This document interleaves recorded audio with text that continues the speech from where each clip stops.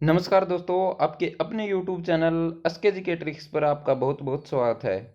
आज का जो हमारा टॉपिक है वो है भारत के प्रमुख जलप्रपात। भूगोल के जो टॉपिक चल रहे हैं उसी कड़ी को हम आगे बढ़ाते हुए आज कर रहे हैं भारत के प्रमुख जलप्रपात। बहुत ही इंपॉर्टेंट है, एक या दो क्वेश्चन जरूर बनते हैं, चाहे वो एसएससी का एग्जाम हो, चाहे रेलवे का हो, चाहे बैंकिंग का हो, और चाहे किसी भी राज्य का हो, और चाहे HSSC CET अब जो होने वाला है उसमें भी आने के बहुत बहुत संभावना है। तो आप सभी दोस्तों से पहली रिक्वेस्ट यही है कि वीडियो को अंत तक देखिए, और दूसरी रिक्वेस्ट ये है कि आप पेन और कॉपी लेकर बैठिए ताकि हर एक पॉइंट आप नोट कर लीजिएगा, आपके खुद के नोट्स बन जाएंगे। और एक तीसरी जो मेन बात मैं बताना चाहता हूँ आपको वो है कि हमारे चैनल को सब्सक्राइब कर दीजिए, आप बेल आइकन दबा दीजिए और ज़्यादा से ज़्यादा हमारी वीडियो शेयर कीजिए ताकि ज़्यादा लोगों के बीच हमारी वीडियो पहुंचे और ज़्यादा से ज़्यादा लोगों को इसका फ़ायदा मिले। तो चलिए दोस्तों, बिना किसी देरी के अब हम शुरुआत करते हैं। ठीक है,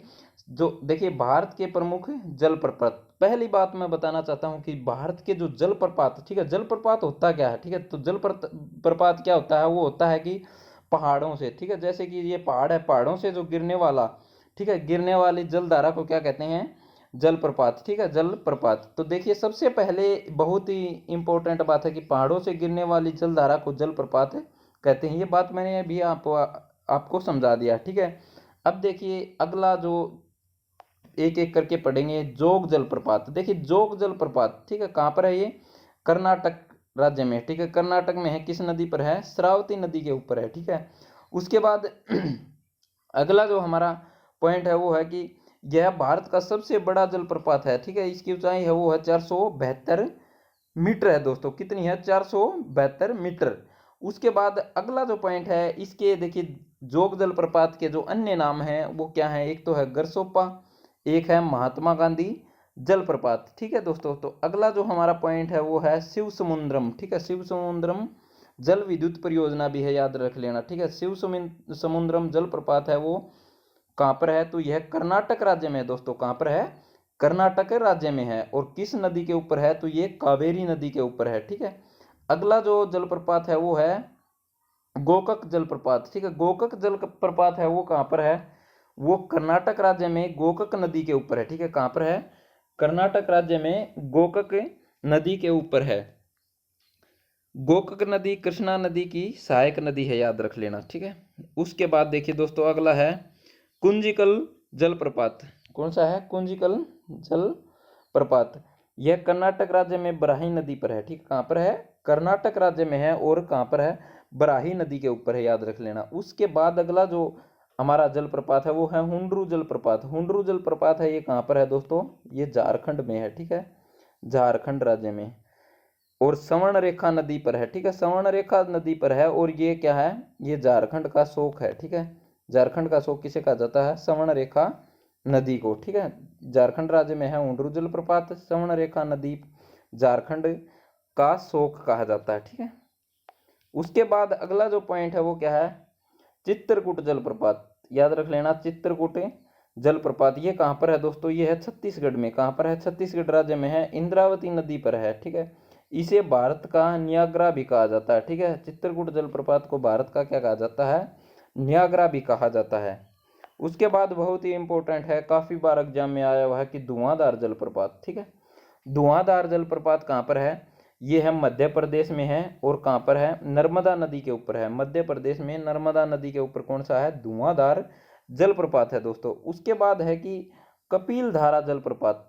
ठीक है, उसके बाद कौन सा है, कपिल धारा जलप्रपात। कपिल धारा जो जलप्रपात है ये कहाँ पर है, ये मध्य प्रदेश में है, और नर्मदा नदी के ऊपर है। ठीक है, मध्य प्रदेश में नर्मदा नदी के ऊपर।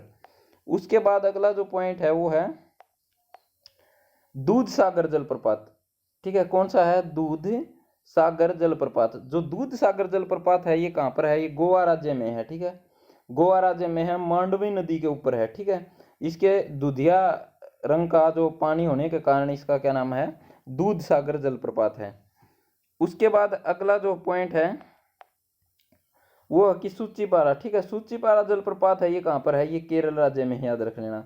उसके बाद अगला जो जलप्रपात है वो है पायकारा जलप्रपात। क्या है, पायकारा जलप्रपात। पायकारा जो जलप्रपात है ये नीलगिरी की पहाड़ियों में है, तमिलनाडु में। ठीक है, याद रख लेना, नीलगिरी की पहाड़ियों में कौन सा है, पायकारा जलप्रपात तमिलनाडु में है। उसके बाद अगला जो पॉइंट है वो है चुलिया जलप्रपात।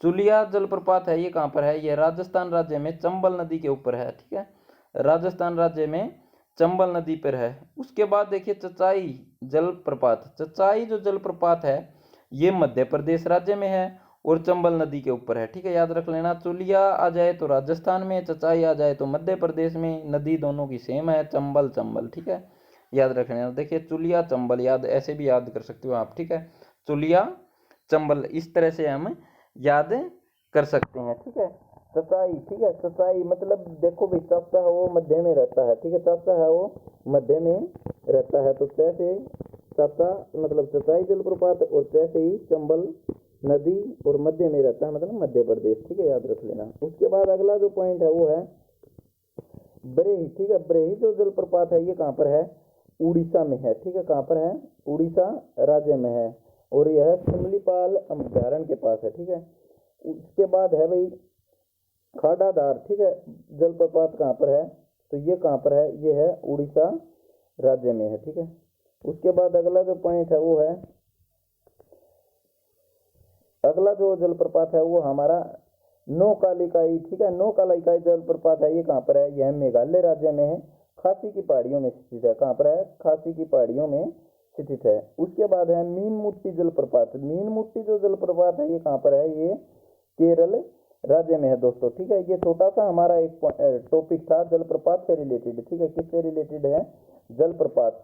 जलप्रपात से रिलेटेड ये हमारा एक छोटा सा टॉपिक था, ये हमारा पूर्ण हो चुका है। एक एक करके हम सारी जो इंडियन ज्योग्राफी है वो पढ़ेंगे और बहुत ही इंपॉर्टेंट टॉपिक हैं, जहाँ से क्वेश्चन हर हाल में पूछा जाता है। एक तो गरसोपा है, ये बहुत ही इंपॉर्टेंट है। धुआंधार है, ये भी बहुत इंपॉर्टेंट है, बहुत बार एग्जाम में आया है। तो दोस्तों हम वीडियो यहीं पे हम समाप्त करते हैं, और अगर वीडियो अच्छी लगे तो ज़्यादा से ज़्यादा शेयर कर दीजिएगा दोस्तों। धन्यवाद दोस्तों।